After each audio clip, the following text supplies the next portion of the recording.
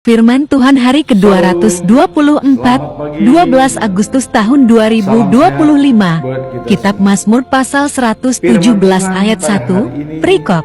Pujilah Tuhan hai segala bangsa. 24 adalah tanggal 12 Agustus, diambil dari kitab Mazmur pasal 117 ayat yang pertama, dengan perikop pujilah atau pujian bagi Tuhan. Itulah perikop pada hari ini, pujian bagi Tuhan. Sebagai nats adalah sebagai berikut: pujilah Tuhan hai segala bangsa, megahkanlah Dia hai segala suku bangsa. Pujilah Dia hai segala bangsa, megahkanlah Dia hai segala suku bangsa. Itulah firman Tuhan pada hari ini. Kita selalu melihat pedoman kita dalam bulan Agustus, yaitu di dalam firman Tuhan Kolose pasal 3 ayat 9 sampai dengan 10, dengan perikop adalah atau topik hidup baru adalah hidup yang merdeka dari perbudakan dosa dan takut akan Tuhan. Itulah topik selama bulan Agustus. Hal tersebut dijabarkan dalam Kolose pasal 3 ayat 9 sampai dengan 10. Janganlah lagi kamu saling mendusta, karena telah meninggalkan manusia lama serta kelakuannya. Jadi jangan lagi berdusta, karena sudah meninggalkan manusia lama dan kelakuannya, dan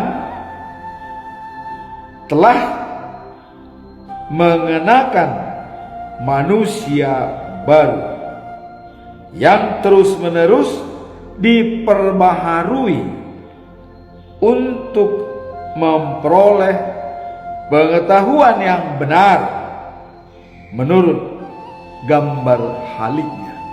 Jadi kita itu selalu diperbaharui terus-menerus supaya bisa mengikuti gambar Allah yang ada pada diri kita. Itulah inti daripada bulan Agustus sebagai pedoman kita. Nah, kemudian yang perlu diperbaharui setiap hari. Jadi apa yang mau kita perbaharui supaya kita bisa menjadi manusia baru? Dalam Seven Habits, Stephen Covey mengatakan yang perlu diperbaharui atau minimum kita say hello kepadanya setiap hari. Yang pertama adalah spiritual capital, harta spiritual kita, yaitu utara sejati kita itu apa? Tuhan. Maka spiritual capital yang perlu kita jalankan. Dan dalam manajemen jati diri ada 4B yang perlu kita jalankan. Pertama adalah berdoa. Berdoa, komunikasi dengan Tuhan dalam setiap apa yang mau kita jalankan. Kenapa penting kita berdoa? Karena hari esok adalah suatu kepastian. Tapi pastikah bagi saya, bagi saudara? Disinilah kita komunikasi dengan Tuhan. Kalaupun tidak pasti bagi saya, bagi saudara hari esok, tapi kita sudah komunikasi dengan Tuhan, tidak masalah. 1 jam lagi, 2 jam lagi kita bisa meninggal. Atau dalam saat berkhotbah kita pun bisa jatuh meninggal. Maka disitulah pentingnya kita utamakan utara sejati kita komunikasi dengan Tuhan. Spiritual capital, harta spirit kita. Itu yang pertama kita lakukan. Kita langsung say hello kepadanya dan dikaitkan dengan berdoa. Yang kedua adalah physical capital. Bagaimana kesehatan jiwa kita, kesehatan jasmani kita, kesehatan rohani kita. Dengan kita menjalankan spiritual capital, jasmani kita sehat dan rohani kita sudah disehatkan. Bagaimana jasmani? Disinilah olahraga teratur. Olahraga tidak harus lari, tidak harus jogging atau berolahraga besar, main sepak bola segala macam. Tidak. Tarik napas itu sudah memperbaiki oksigen pada tubuh kita. 15 menit kita bisa tarik napas, ya. Wah, selama 15 menit dan kita bisa mengeluarkan keringat. Itu bisa menjadi olahraga. Jadi contohnya, saya selalu kalau misalnya tidak enak badan, olahraga 5 menit. Caranya begini, lihat. Nah, tangan dilepas, tarik napas, tangan diayunkan, tarik napas.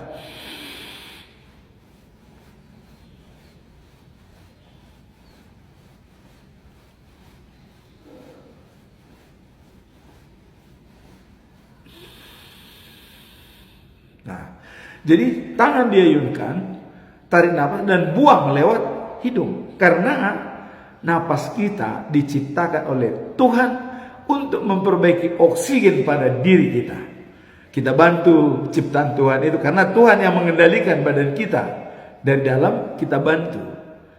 Perbaharui dengan tarik napas 15 menit, tidak usah lama-lama. Lihat, cukup. Dan itu apabila Anda tidak tidur 24 jam, obatnya adalah itu. Tarik napas, buang selama 15 menit. Dan itu sudah mengembalikan aktivitas kita ke semula. Tidak perlu harus nanti tidur siang, tidak. Saya sudah buktikan 24 jam tidak tidur, tarik napas 15 menit, isi oksigen ke otak, itu selesai. Physical capital. Yang ketiga adalah intellectual capital. Apa itu intellectual capital? Pengetahuan, knowledge, skill, keterampilan. Baca firman, merenungkan, dan breakdown kepada 4 metode, latar belakang, tujuan, pesan moral, implementasi. Itu sudah meningkatkan intellectual capital kita, pengetahuan kita. Belajar setiap hari. Dengan baca firman itu kita sudah belajar dan dapat pembelajaran setiap hari. Kemudian yang keempat adalah social capital. Bersosialisasi dengan komunitas. Latihan core itu sudah mencakup dari keseluruhan yang diminta. Coba latihan core. Jadi kepada ama atau ibu-ibu, naposo, anak muda, pemuda, jangan tinggalkan latihan core setiap ada aktivitas. Di situ sudah lengkap. Spiritual capital ada, physical capital ada, intellectual capital ada, social capital juga ada. Paling lengkap latihan core.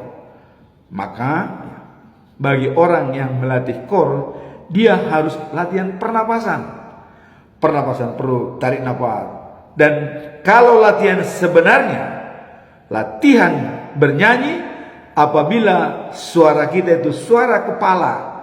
Jadi suara ambulan. Jadi kepala yang bernyanyi, suaranya suara kepala, bukan suara perut. Jadi misalnya do. Nah, do, itu beda. Jadi ada suara kepala do re mi. Do re mi beda. Disinilah lengkap teknik yang diberikan oleh dirijen. Dan latihan core itu sudah lengkap. Spiritual capital memuji Tuhan, physical capital latihan olahraga pernapasan, dan intellectual capital pengetahuan tentang not, dan social capital bersama dengan komunitas. Jangan tinggalkan untuk latihan core. Nah, kemudian semuanya dilakukan dengan seimbang. Artinya seperti ban mobil itu, kalau tidak seimbang dia kempes. Misalnya kita olahraga melulu, meninggalkan yang lain. Tapi dia harus seimbang. Seimbang itu kita berikan sama. Misalnya 1 jam, 1 jam, 1 jam, jadi 4 jam. Kita menyelesaikannya dengan baik. Sehingga ban mobil itu kalau dia seimbang akan berjalan lurus. Tapi kalau dia gepeng, susah jalannya. Itulah hidup manusia yang bisa memperbaharui setiap saat. Tadi dikatakan di sini adalah perbaharui ya, pengetahuan yang benar menurut gambarnya, dan diperbaharui terus menerus untuk memperoleh gambar aslinya kita sebagai ciptaan Tuhan. Itulah pedoman kita dalam bulan Agustus. Jadi latihan paduan suara sudah lengkap di sana, pengetahuan tentang Tuhan ya. Nah, kemudian spiritual capital ya, kemudian pengetahuan, ilmu pengetahuan, membaca note, dan juga berhubungan dengan komunitas, social capital ya, dan juga ada physical capital, melatih pernapasan. Nah, inilah yang sudah menjadi manusia baru, selalu diperbaharui terus-menerus untuk menciptakan sesuai dengan gambarnya, sehingga kita bisa mempersiapkan diri life after life, the new of Jerusalem, hidup setelah kehidupan saat ini di Jerusalem yang baru. Itulah pedoman kita selama bulan Agustus. Sekarang kita masuk dalam perikop hari ini. Pujian bagi Tuhan. Pemazmur Daud sebagai penulis surat ini sangat-sangat dalam berhubungan dengan Tuhan.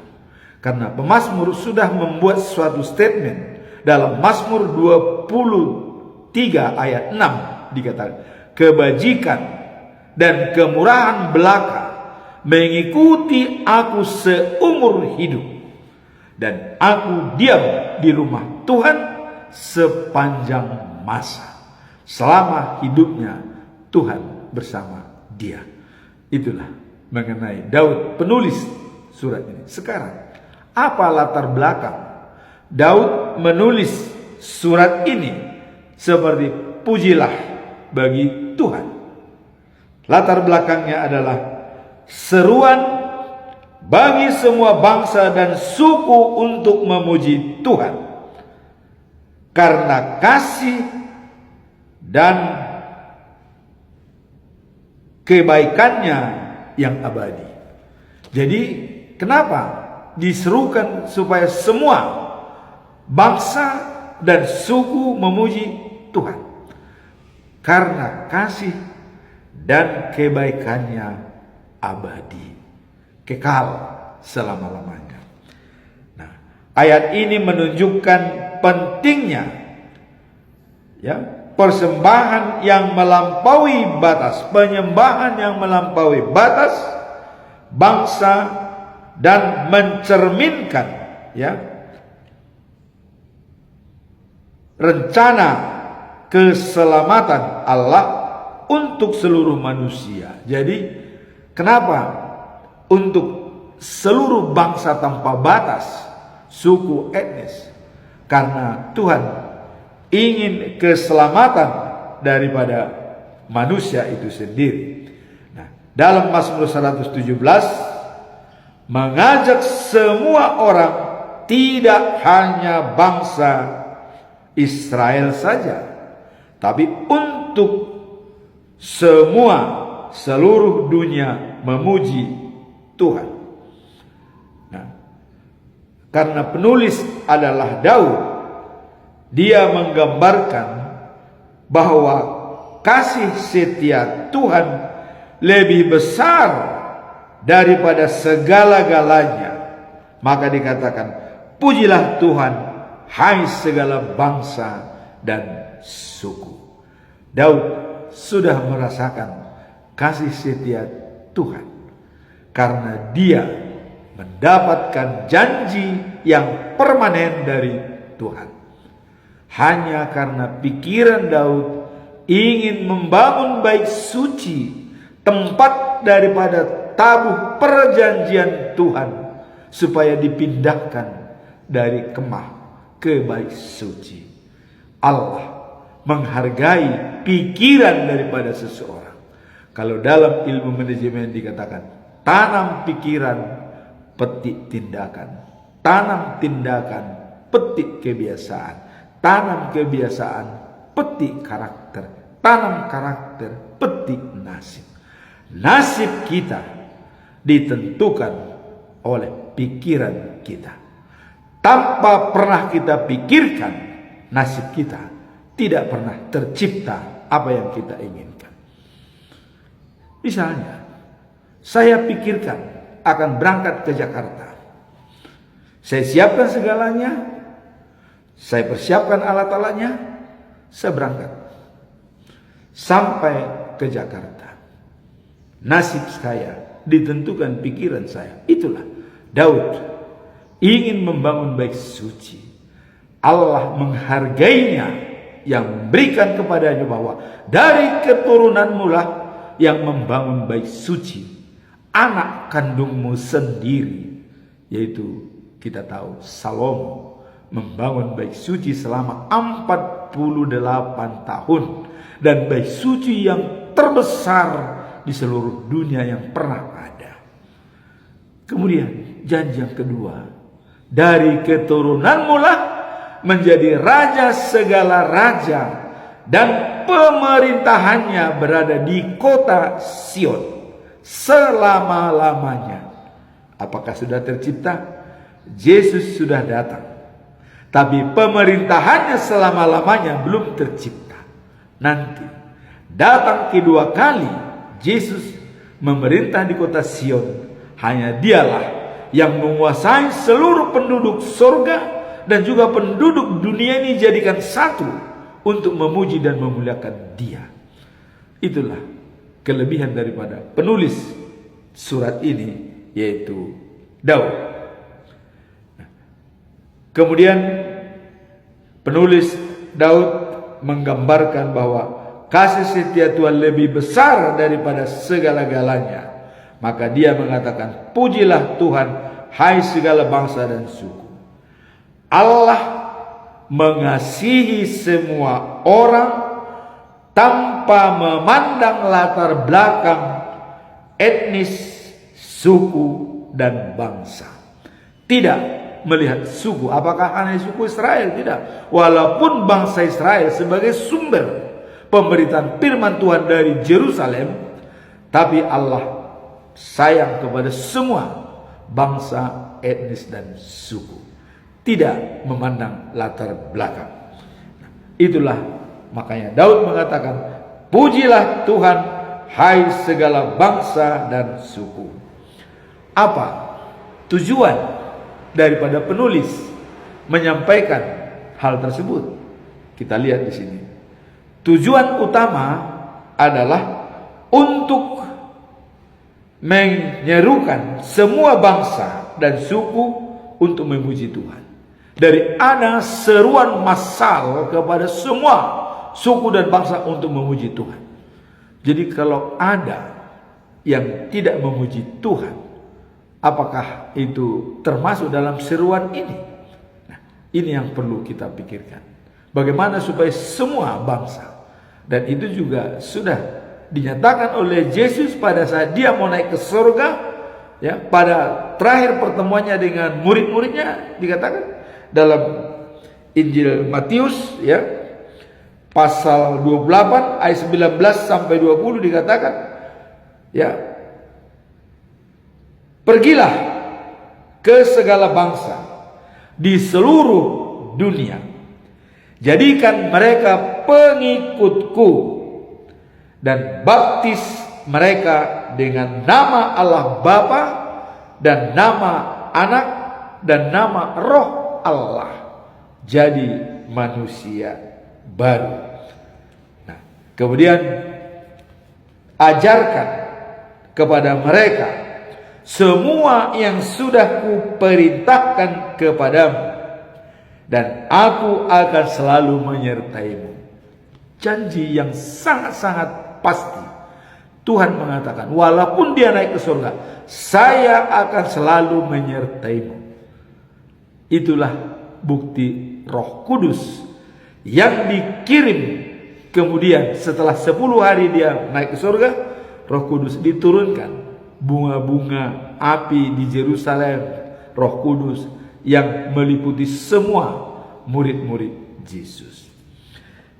Jadi tujuan utama dalam ayat ini tadi dikatakan adalah untuk memuji Tuhan. Nah, kalau kita lihat, mengapa ada tujuan Tuhan seperti itu? Supaya karena Tuhan tidak mau kematian orang jahat, ingin pertobatan supaya dia hidup kekal, ya, hidup kekal. Nah, jadi kalau kita lihat dalam pidato atau khotbah daripada Opuyeporus pada pelantikan daripada pendeta-pendeta yang diciptakan, ada, ya, miliaran yang ateis, yang tidak percaya kepada Tuhan dalam tahun 2025. Sebelumnya, tahun-tahun sebelumnya hanya 1,5 miliar penduduk dunia. Sekarang sudah 2 miliar, ada 2 miliar. Coba. Inilah perlunya seruan ini. Beritakan firman Tuhan ke seluruh bangsa. Baptis mereka dalam nama Bapa, Yesus dan Roh Kudus. Kemudian di dalam Hesekiel pasal 11 ayat 33 dikatakan, Tuhan Allah tidak ingin kematian orang fasik, tapi pertobatannya supaya dia selamat. Jadi rencana Allah sangat mulia dengan menyerukan kepada bangsa-bangsa supaya memuji Tuhan dan mengirimkan anaknya Yesus Kristus ke dunia. Itulah yang menciptakan perdamaian antara kita dengan Allah, kedatangan Yesus Kristus. Dan sebenarnya Allah sendiri sudah membuat perjanjian dengan bangsa Israel. Sudah ada perjanjian dari Tuhan kepada bangsa Israel. Kalau kita baca dalam Yeremia pasal 31 ayat 33, perjanjian baru Allah dengan Israel. Apa dikatakan? Hukum-hukumku kutaruh dalam batin mereka dan kutulis dalam hatinya, supaya aku menjadi Allah mereka dan mereka menjadi umatku. Inilah perjanjian Allah, perjanjian baru dengan bangsa Israel. Hukum-hukumnya ditaruh dalam batin kita dan ditulis dalam hatinya, supaya dia benar-benar mengakui bahwa Tuhan Allah adalah Allah daripada segala-galanya. Hanya Tuhan yang berkuasa. Itu di dalam Yeremia pasal 31 ayat 33. Dan kalau itu sudah diterapkan, sudah ditaruh, maka dalam ayat 34 tidak perlu lagi sebenarnya kita mengatakan kenallah Allah, kenallah Yesus, tidak perlu. Nah, dan itu pada saat kapan itu dimateraikan kepada kita? pada saat kita dibaptis, pada saat kita pendewasaan iman dalam sidi, maka tindakon haforsiaw. Pada saat kita melangsungkan pernikahan, kalau kita menikah, diberikan ayat tertentu. Pada saat kita ditahbiskan menjadi hamba Tuhan, seperti pendeta HKBP yang baru ditahbiskan sebagai pendeta di Tarutung. Nah, itulah gunanya dimateraikan ayat itu. Maka ayat yang dimateraikan kepadamu pada saat kau ditahbiskan itu pegang dengan baik. Saya masih ingat apa yang ditahbiskan, apa yang dimateraikan kepada saya pada saat saya ditahbiskan sebagai penatua tahun 92. Apa ayatnya? Kisah Para Rasul pasal 5 ayat 29. Pada saat Petrus dan Yohanes dibawa oleh mahkamah agama untuk diadili, karena ada larangan kepada mereka, jangan beritakan firman Tuhan atas nama Yesus. Tidak boleh, karena mereka sudah menyalibkan Yesus. Maka Petrus mengatakan, ya Anda sudah menyalibkan dia. Tapi Petrus mengatakan, kami lebih turun kepada Tuhan daripada manusia. Jadi itulah ayat yang saya pegang dalam ditahbiskan pada saat penatua. Ikon olowando ibadi debata asa di jolma. Jadi kalau kita sudah sesuai dengan kehendak Tuhan, walaupun tidak sesuai dengan kehendak manusia, jangan khawatir, jalankan. Toh yang punya kendali seperti khotbah kemarin hari Minggu, Tuhan punya kendali. Tuhan punya tahu apa di pikiran kita. Dan pikiran kita itu dinilai oleh Tuhan seperti Daud, ya, dinilai. Maka kalau kita memikirkan yang baik, walaupun tantangannya banyak, ada orang yang iri, yang dengki, biarkan. Jangan khawatir. Pertanggungjawabannya adalah kepada Tuhan. Itulah kita sebagai hamba Tuhan harus tegas, courage dan konsideran menjalankan itu. Artinya keberanian tinggi dan timbang rasa punya tinggi. Itulah jalan yang harus kita tempuh. Nah, sekarang kita masuk dalam apa pesan moral daripada perikop ini, bahwa pujilah Tuhan, hai segala bangsa dan suku. Pesan moralnya adalah mengajarkan pentingnya saling menghormati dan berbagi kasih dalam persekutuan. Saling berbagi kasih, saling mendorong dalam persekutuan. Nah, betapa indahnya ketika semua dari berbagai latar belakang bisa mempersembahkan pujian kepada Tuhan, bersama-sama menciptakan suasana harmoni dan saling pengertian di antara satu sama lain. Harmoni. Kalau kita melihat organis yang menyanyikan lagu, ada suara satu sopran, ada alto, ada bass, ada tenor, semua sangat harmoni, enak didengar. Juga trompet, sangat harmoni. Itulah yang dikatakan begitu indahnya. Sekarang pesan moralnya seperti Mazmur pasal 133 ayat 1. Alangkah indahnya dan senangnya kalau umat Allah hidup rukun. Kalau saudara hidup rukun, alangkah indahnya dan enaknya memuji dan memuliakan Tuhan. Itulah pesan moral daripada perikop ini. Pujilah Tuhan, hai segala bangsa. Sangat indahnya apabila kita hidup rukun sama saudara. Kemudian kita masuk dalam bahagia kalau sudah dikatakan indahnya bersama dengan Allah. Itu ada pengakuan daripada Tuhan. Kita baca dalam Matius pasal 5 ayat 9. apa dikatakan? Waktu Yesus berkhotbah di bukit, dia mengatakan, berbahagialah orang yang membawa damai, karena dia adalah anak-anak Allah. Layak disebut anak-anak Allah.